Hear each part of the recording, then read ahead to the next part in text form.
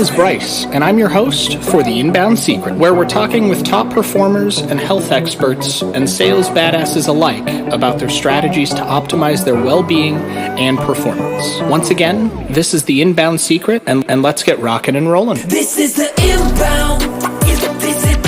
This is The Inbound. This is The Inbound. The Inbound. This is The Inbound Secret.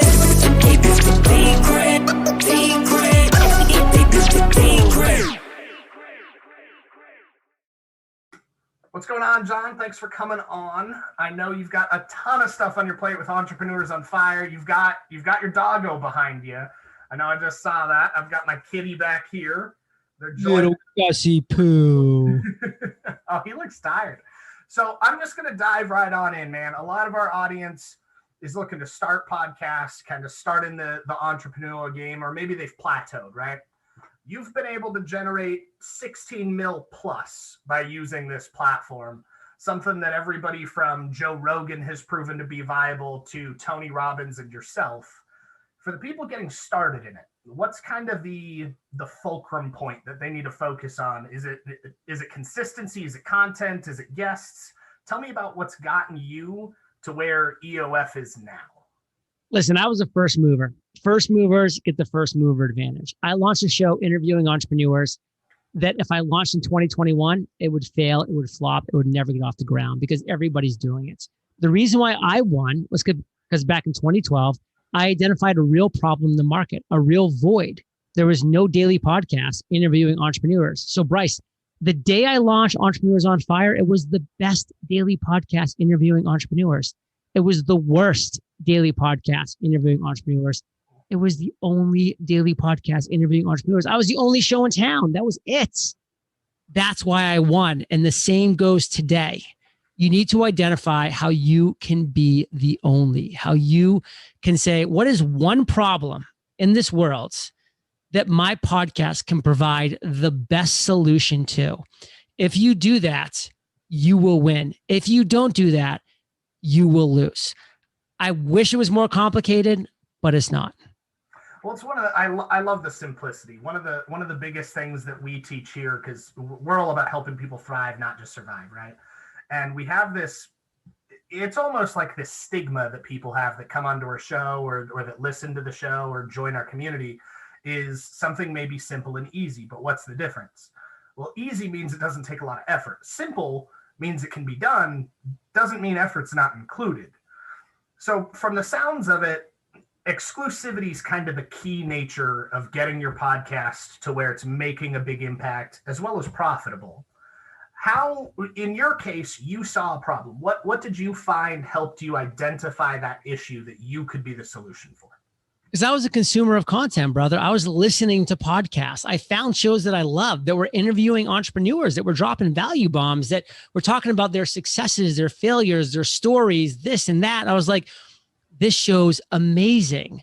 It comes out once a week. That's not enough for me because I just listened to all their back catalog in a month and this next show doesn't come out for 5 more days. I need more of this content. So I'm like, I'm just going to go find that show that's 7 days a week, dropping a value bomb episode with a successful entrepreneur. It didn't exist. And I said, why not follow Ghani's advice and be the change you want to see in the world? And you know what even fired me up even more, Bryce? I hired one of the top business podcast hosts out there, Jamie Masters. I joined Cliff Ravenscraft's $3,500 podcast masterminds. And what did they both tell me? John, it can't be done. It can't be done. A daily show can't be done. And I said, thank you for telling me that. Because if the best people in the industry really believe, truly believe this can't be done, and I find a way to do it, think about the opportunity. It's a game changer at that point, for sure. Bryce, the higher the barrier, the lower the competition. A 7-day-a-week podcast is a really high barrier. So I've basically had no competition for years and years and years. Sure, some people have launched a daily show and tried to keep up with me and then fallen off by the wayside or gone off in their own directions. You have to build a moat around your business. You have to do something that's going to make you the best and keep you the best. That's how you win. Awesome. So with a daily show, 'cause we do this weird model where it's typically like 2 to 3 shows a week here at the Inbound Secret. We're not quite daily, we're not quite weekly, we're this like hybrid, because that's where we found our sweet spot. And we did it through a ton of trial and error. For you going in 2012 to starting Entrepreneurs on Fire to what it is today and the impact that you're making today, you've had Tony Robbins, Gary Vaynerchuk, you've had some of the world's most influential people. What was the build-up time for that? Was it 2012 you came in, you were the only one, 2013 you were just already on fire, or was it like a slow progression? Listen, it's been a slow and steady growth of the numbers of the downloads of the podcast, but it's been exponential, and we've been with it for so long that we now have over 100 million listens, that we have 1.4 million listens every single month. So the show's numbers are huge now. It was slow and steady to get here for sure, that growth curve. But hey, that's the beauty of being a first mover. That's the beauty of being the only show in town that was doing this 7-day-a-week podcast that built an audience of listeners fairly quickly. Is that when Gary Vaynerchuk came out with his book, Jab, Jab, Jab, Right Hook, his team came to me. They wanted to promote it on the show, obviously. Same with Tony Robbins with his book, Money Master the Game. His people came to me. I also got a free ticket, a free $10,000 VIP ticket to Business Mastery as well, by the way. So it's awesome what happens when you have that opportunity, when you have, that audience, that control, and again, you get there by doing the things that we've been talking about, by identifying a real problem that needs to be solved and providing the best solution to that problem. Awesome.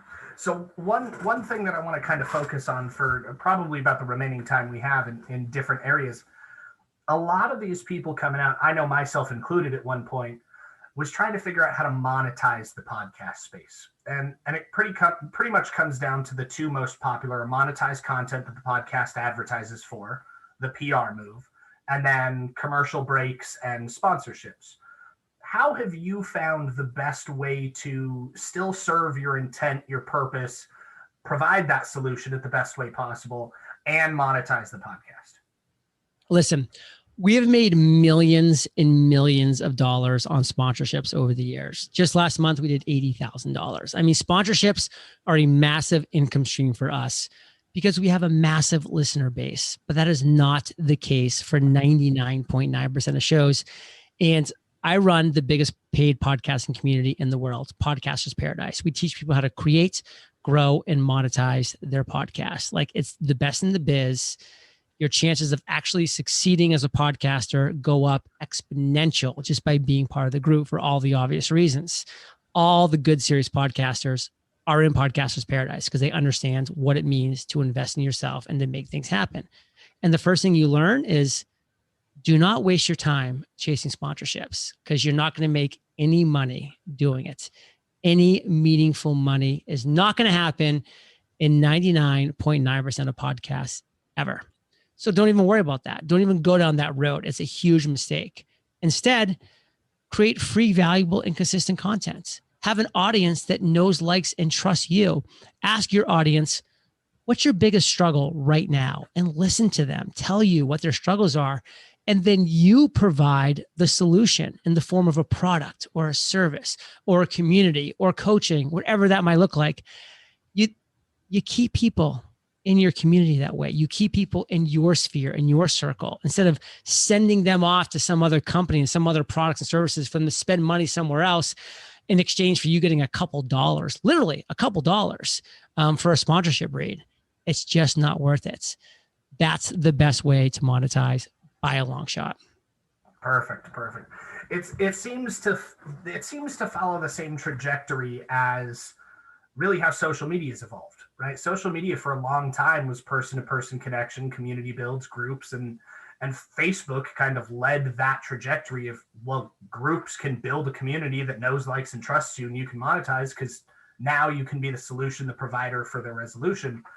Is it true that you see the same trends, like many people do, between the evolution of podcasts getting more and more popular, especially through this pandemic, and the growth and success of most social platforms like Facebook, Instagram, et cetera? It's the same trajectory. It's the same exact story, different platform, different day. The one that's going up, catching on fire right now, which I'm a huge fan and a huge proponent of, is Clubhouse. It's crushing it right now. And if you're in Clubhouse, like, you know why, you know why, you see why it works. So it's the same story, different day. And that's why it's so important to always be willing to test, to always be willing to experiment in different things. Like, frankly, there's so many things over the years that haven't, tasted good to me, metaphorically. Periscope, Meerkat, TikTok, Reels, all these things, they've never interested me. So I just don't spend my time on it. But then something like Clubhouse comes along. And because I've said no to all these other things, I had the time, energy, freedom, and bandwidth to go like all in on something like this and to really make an indent. And that's where the key is. Awesome.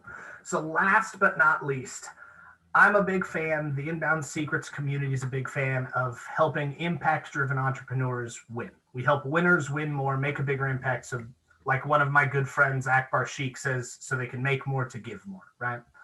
How do you see, and you've gone through this experience, you went through building something from scratch in 2012 to what it is now. What was your biggest motivator to stay committed to the consistency it takes to do a daily show?